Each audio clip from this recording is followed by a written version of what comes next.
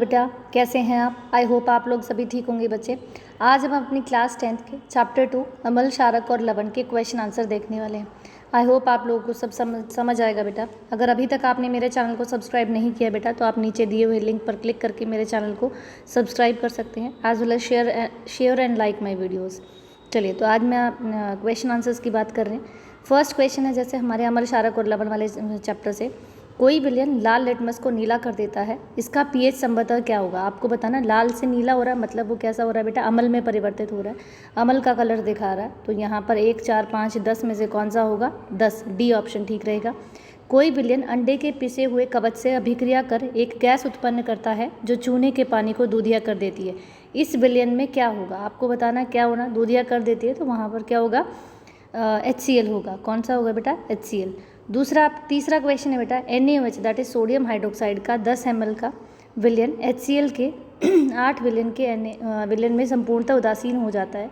यदि NaOH के उसी विलयन को 20 ml ले तो आपको बताना है कि उदासीन करने के लिए HCl की मात्रा कितनी लेंगे। तो वहाँ पर जब हमने उसकी मात्रा को डबल किया है तो यहाँ पर HCl की कॉन्सेंट्रेशन को भी हम डबल कर देंगे। 8 लिया था तो अब दुगनी लेंगे उसकी, दैट इज 16 ml हो जाएगा।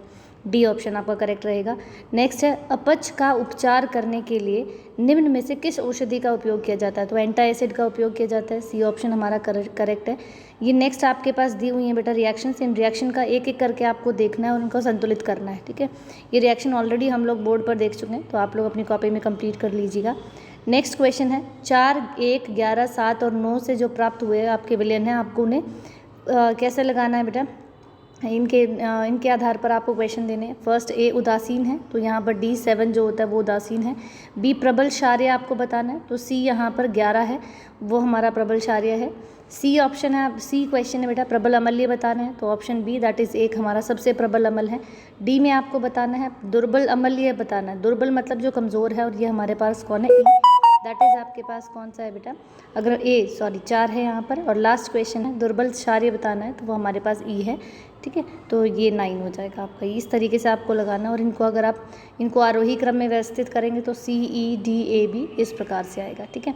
नेक्स्ट क्वेश्चन है बेटा आपके पास, परख नली A एंड B के समान लंबाई की मैग्नीशियम की पट्टी लीजिए। परख नली A में आप हाइड्रोक्लोरिक अम्ल और परख नली B में आप एसिटिक एसिड डालिए। फिर आपको बताना है कि इसमें अधिक तेज़ी से बुदबुदाहट होगी और क्यों होगी। ये बुदबुदाहट क्यों होती है बेटा, क्योंकि यहाँ पर दुर्बल अमल की अपेक्षा प्रबल अमल H आयंस प्रदान करता है, इसलिए यहाँ पर तेज़ी से गैस निकलेगी। नेक्स्ट है, ताज़े दूध के pH का मान 6 होता है, दही बन जाने पर pH के मान में क्या परिवर्तन होगा। देखो, अगर वो दही बन जाती है तो क्योंकि दही में लैक्टिक अम्ल होता है तो H आयन की जो सांद्रता है वो बढ़ जाएगी, तो ताज़े जल दूध की अपेक्षा अधिक होगी, ठीक है। नेक्स्ट है, एक ग्वाला ताज़े दूध में थोड़ा बेकिंग सोडा डालता है ताकि क्या रहे उसमें, ऑप्शन ए ताज़ा दूध का pH 6 से बदलकर क्षारीय क्यों बन जाता है। इसमें क्यों बन जाता है, क्योंकि बेटा वो थोड़ा सा दूध से दही में परिवर्तित ना हो इसलिए उसको क्षारक कर देता है, क्योंकि अम्ल जो हमारा लैक्टिक अम्ल होता है वो अम्लीय होता है, अम्ल होने से हमारा जो दूध है वो दही में परिवर्तित हो सकता है, इसलिए वो उसका pH क्या कर देते हैं, बदलकर क्षारीय बना देते हैं, ठीक है। नेक्स्ट है, इस दूध को दही बनाने में अधिक समय क्यों लगता है। तो आपको बताना है इस दूध को दही बनाने में अधिक समय इसलिए लगता है क्योंकि इसका pH हमने थोड़ा सा और अधिक कम कर दिया तो थोड़ा और अधिक मिलेगा।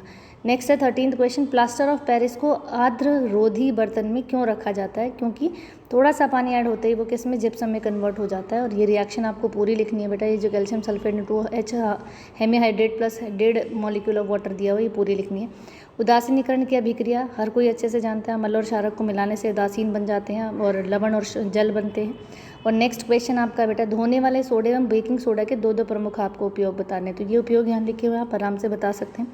इस प्रकार से आप अपने क्वेश्चंस को कर लीजिएगा बेटा। सारे के सारे क्वेश्चंस आपको अच्छे से करने हैं, और जहाँ पे डायग्राम पूछा गया है उसके डायग्राम को भी, जैसे 6th क्वेश्चन में आपको डायग्राम पूछा गया है, ठीक है। 7th में आपको आश्रित जल के बारे में पूछा गया है कि क्यों अधिक वर्षा से जो वर्षा जल है वो अम्लीय हो जाता है, कैसा हो जाता है, उसके बारे में पूछा गया है। तो वहाँ H आयंस की कॉन्सेंट्रेशन बढ़ जाती है या क्या होता है वो आपको बताना है। जल की अनुपस्थिति में अम्ल का व्यवहार अम्लीय क्यों नहीं होता, क्योंकि वो अपने H आयंस को लूज़ नहीं करता, इसलिए वो अम्लीय नहीं होता। तो आपको ये चीज़ें ध्यान से करनी है बेटा, और अपनी कॉपी में कंप्लीट करके अच्छे से लर्न कर लीजिए। चलिए आज के लिए इतना ही। आई होप आपको ये क्लास अच्छी लगी होगी बेटा, अपने क्वेश्चन आंसर समझ आए होंगे। अगर अभी तक आपने मेरे चैनल को सब्सक्राइब नहीं किया है तो आप नीचे दिए हुए लिंक पे क्लिक करके मेरे चैनल को सब्सक्राइब कर सकते हैं। Thank you for the class.